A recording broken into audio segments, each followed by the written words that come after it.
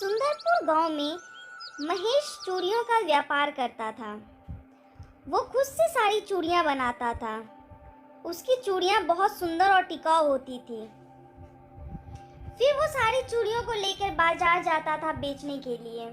हालांकि उसके पास उतने पैसे नहीं थे कि खुद का दुकान खोल सके, इसलिए महेश वहीं पे पेड़ के नीचे अपना ठेला लगा के चूड़ियां बेचा करता था। वहीं उसी के बगल में चंदू का बहुत बड़ा दुकान था। वो बहुत लालची और दिल का बुरा इंसान था। उसकी दुकान तो बड़ी थी, लेकिन उसकी चूड़ियां उतनी ही कमजोर और महंगी। उसके दुकान में ग्राहक आते तो थे, लेकिन इतनी महंगी चूड़ी देख के वापस लौट जाते। वहीं दूसरी ओर महेश की चूड़ियां इतनी सस्ती, सुंदर और टिकाऊ होती कि चंदू के सारे ग्राहक महेश के यहाँ ही चूड़ियां लेते। अब तो ये रोज का होने लगा। सभी ग्राहक चंदू की दुकान में आते तो थे, लेकिन उसकी दुकान को छोड़ महेश के यहाँ ही चूड़ियां लेने लगे। इससे चंदू को महेश से ईर्ष्या होने लगी। देखते देखते महेश के यहाँ लोगों की भीड़ बढ़ने लगी।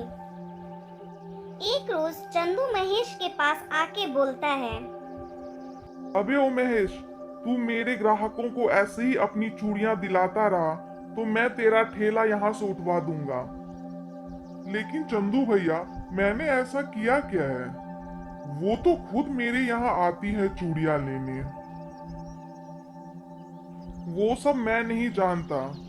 मैंने तुझे पहले भी कहा था, तू मेरे साथ काम कर, तेरा भी घर अच्छे से चलेगा और मेरा भी। लेकिन तू नहीं माना। अब या तो तू यहाँ से अपना ठेला हटा, नहीं तो मुझे ही कुछ करना होगा। लेकिन भैया, मैं ये काम अपनी खुशी के लिए करता हूँ। मैं जितना ही कमाता उसी में मैं बहुत खुश हूँ। मुझे आपके साथ नहीं आना है।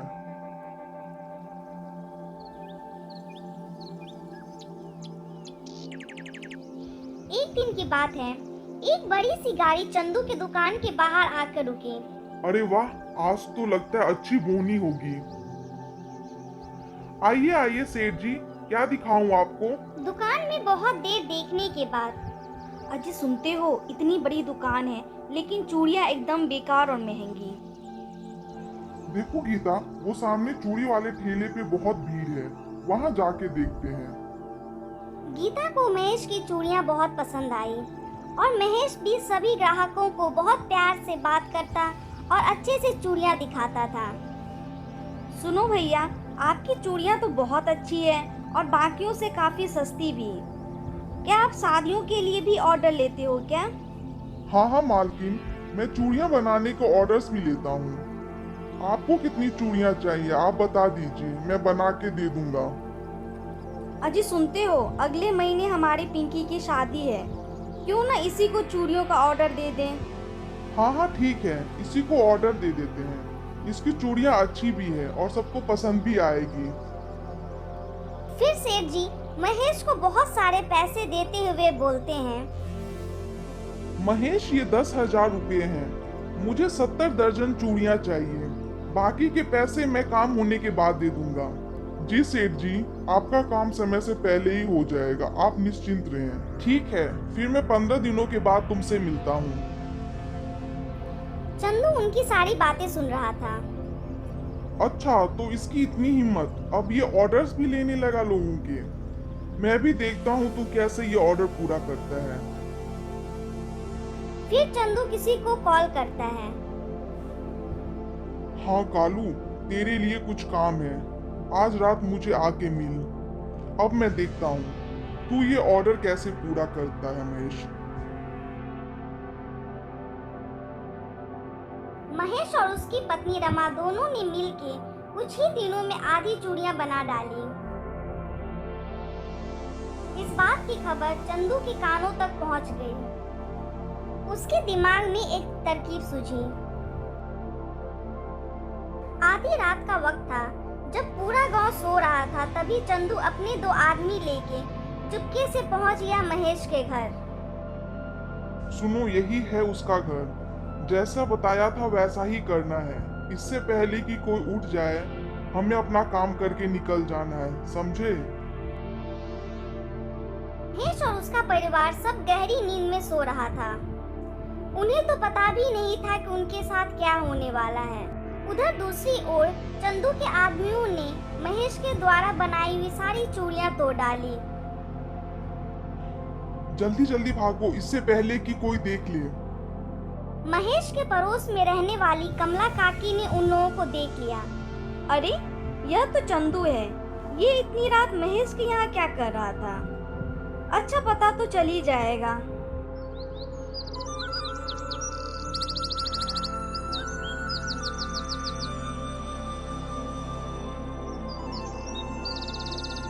सुबह जैसे ही महेश चूड़ियों को देखने जाता, मानो उसकी दुनिया ही रुक गई। उसकी आंखें फटी की फटी रह गई। हे भगवान, ये क्या हो गया? किसने किया ये? अब मैं क्या करूंगा? अजी आप परेशान मत होइए, हम दूसरी चूड़ियाँ बना लेंगे। आप ऐसे रोइएगा तो आपकी तबीयत खराब हो जाएगी। कहाँ से बनाएंगे दूसरी चूड़ियाँ?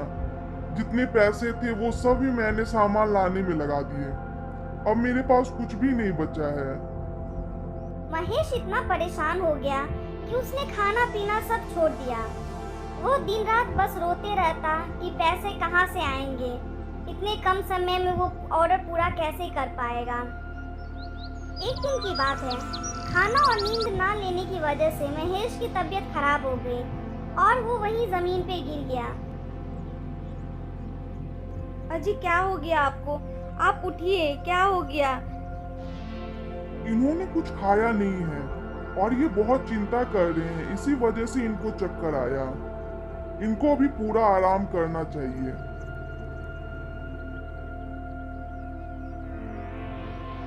हमारे सारे सपने टूट गए। अब मैं चाह करके भी कुछ नहीं कर सकता। नहीं बाबा, ऐसा मत बोलिए। मैं हूँ ना, मैं आपके सारे सपनों को पूरा करूँगी। और मैं भी तो हूँ नंदिनी के साथ। हम दोनों मिलके कुछ न कुछ जुगाड़ कर लेंगे।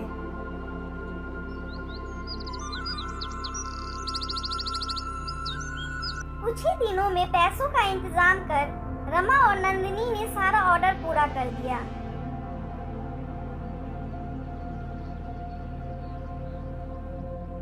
उन्होंने सारे सामान को एक कार्टन में पैक कर दिया। देखते देखते महेश भी ठीक हो गया। रमा और नंदिनी की मेहनत देख के वो भावुक हो गया। वो बोलता है, आज मुझे तुम दोनों पे बहुत फक्र है। तुम दोनों ने वो कर दिखाया जो नामुमकिन सा लग रहा था मुझे। सही मामले में परिवार ही हमारी असली ताकत है। एक दिन कमला काकी उनके यहाँ आती है और वो बोलती है, अरे रमा बेटा, तुमने मुझे बताया क्यों नहीं कि रमेश की तबीयत इतनी खराब है? वो तो आज शीतल ने मुझे बताया। फिर बातों बातों में उन्होंने रमा और नंदिनी को बताया कि उस रात उन्होंने चंदू और 2 लोगों को उनके घर से निकल के भागते हुए देखा।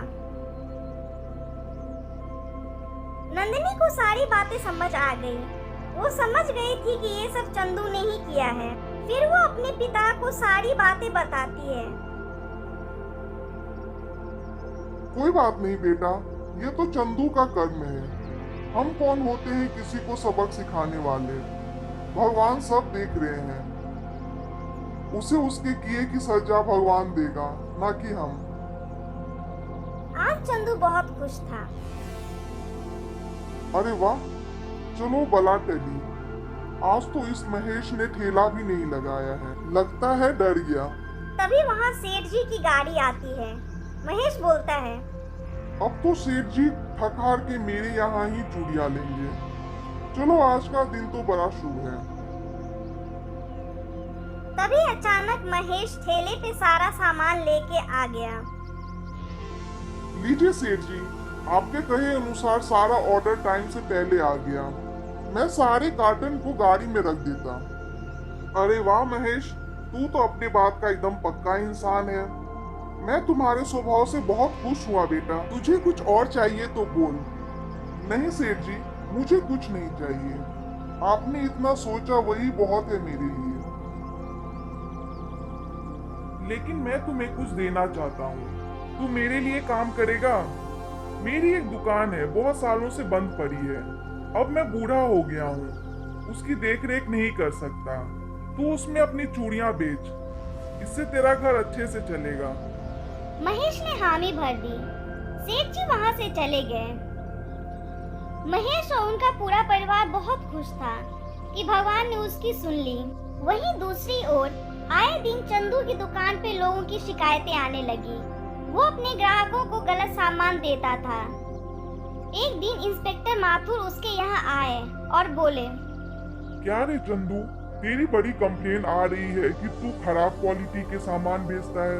इससे उनके चेहरे पे दाग धब्बे हो रहे हैं। लगता है तू ऐसे नहीं मानेगा, तुझे जेल लेके ही जाना पड़ेगा। गलत सामान? नहीं तो मेरे यहाँ तो सब अच्छी क्वालिटी के ही सामान मिलता है। फिर देखते देखते उसके दुकान पे लोगों की भीड़ लग गई। सब अपनी अपनी शिकायतें इंस्पेक्टर को बताने लगे। माफ कर दो सर, मुझे बहुत बड़ी गलती हो गई। अब मैं कभी खराब सामान नहीं बेचूंगा। कुछ ही दिनों में चंदू की दुकान पे ताला लग गया। उसे अपनी गलती का एहसास हुआ। चंदू महेश के पास जाके अपनी की हुई सारी गलतियों की माफी मांगता है। महेश बोलता है, तुझे अपनी गलती का एहसास हो गया, ये बहुत अच्छी बात है। मुझे तुझसे कोई शिकायत नहीं है।